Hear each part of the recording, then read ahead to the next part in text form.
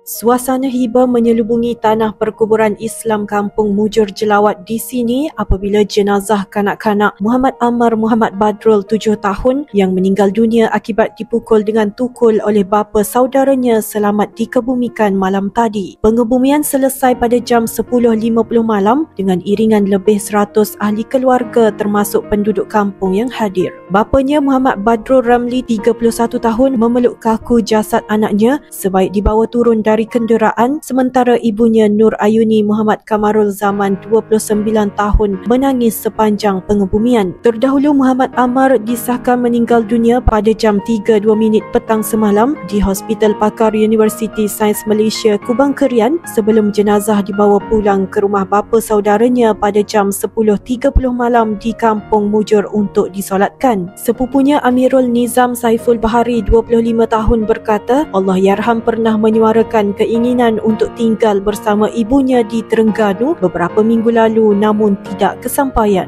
Amirul Nizam menyifatkan Muhammad Ammar mempunyai perwatakan lembut, tidak agresif serta disenangi oleh keluarga dan rakan-rakannya. Media melaporkan pada Khamis lalu Muhammad Ammar cedera parah selepas dipukul dengan tukul oleh bapa saudaranya, suspek berusia 46 tahun di sebuah rumah kedai di Pasar Jelawat. Suspek kemudian bertindak melarikan diri dan ditemui meninggal dunia di Pantai Melawi 3 km dari tempat kejadian. Nur Atirah Azman, Berita iMedical TV.